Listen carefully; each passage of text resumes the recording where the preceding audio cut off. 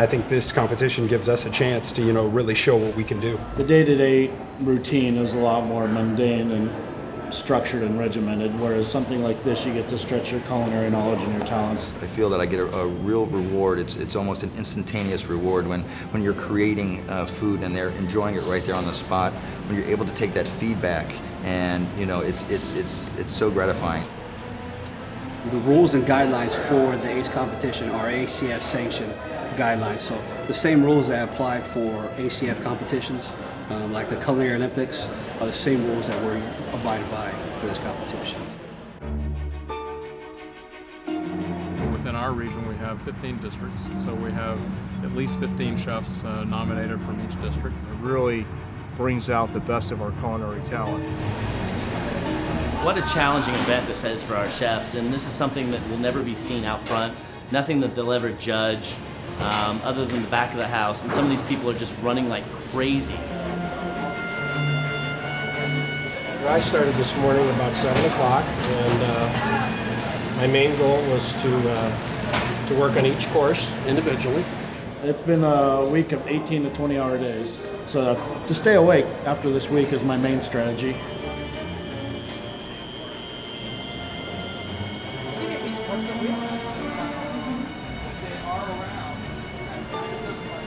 I've been a chef for 20 years.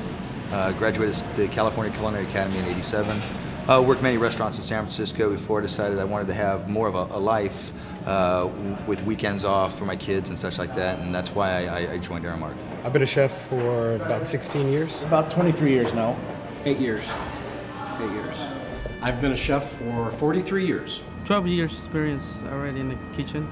I've been a chef for about 20 years. How long have I been a chef? I've been a chef for 30 years. We'll see if my cuisine holds up with everybody else's. Looks like these guys are, bringing some serious food to the table. The dishes that I put together are classic dishes. I believe in simplicity.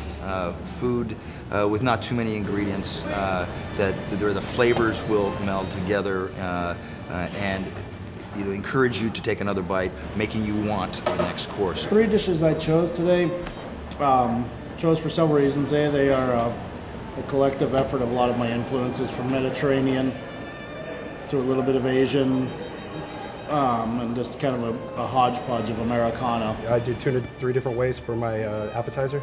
I did duck 3 different ways for my entree, and I did chocolate 3 different ways for my dessert, which definitely put a lot more workload on me than probably some of the other chefs. I think what made mine special was the experience I've had in this business, and I just kind of poured that into what I did today.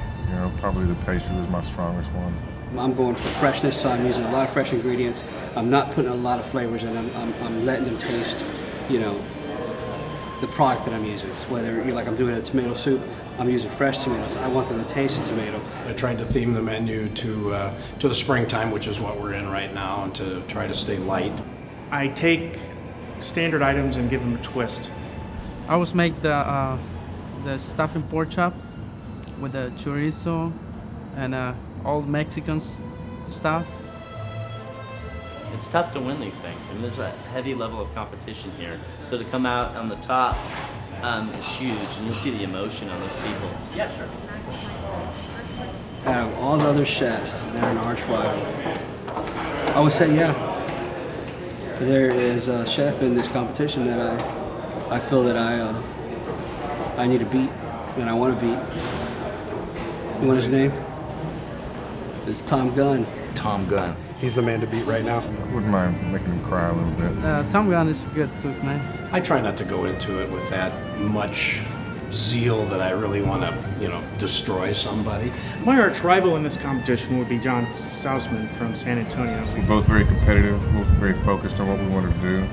We all have different styles I can see the one, Tom seems like he's really, really serious and brought his 100% A game to it. Everyone wants to beat me, I guess because of the reputation of my restaurant. I went to nationals last year. At Aramark, the key thing is that it's food we could use in our operations every day. Each chef is given a budget, and that budget is conducive of a certain amount of parameters that we can sell in our cafes or an executive dining room. So from a judging standpoint, we want to make sure that people really understand food, they have an appreciation for food, and they can tell the difference between average and normal from outstanding. Guys, if you could just say your name and the area that you're representing, your district. I'm Jeff Campagna. I'm here at San Diego. This is actually my account here at Biogen. Steve Sossman from JPMC in San Antonio. Cy Smith from KCI San Antonio. Juan Valencia from San Jose. Tom Gunn, Corey Gabriel in Dallas. George Downs, Semantic in Culinary. Richard Rexroad, Phoenix, Arizona. Carter Bravo, Houston, Texas. Tell you, it gets better every year. Because these 8 folks that are out here tonight, I've already heard from the judges that this is a step even above our previous 3 years. So I can't wait to taste the samples that they've done.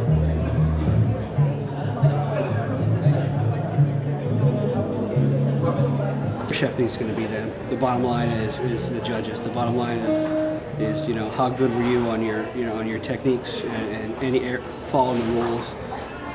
I feel in my heart that I have a pretty good chance. Every one of these folks are just great at what they do, but we do have to declare 3, and those 3 will move on to Chicago for the National Restaurant Association event, which is our national event where we will compete against other regions around the country. So we'll start with the 3rd place winner, and that is Steven Sossaman.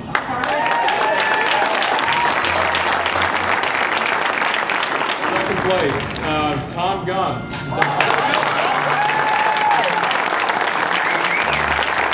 And now for 1st place, Juan Valencia.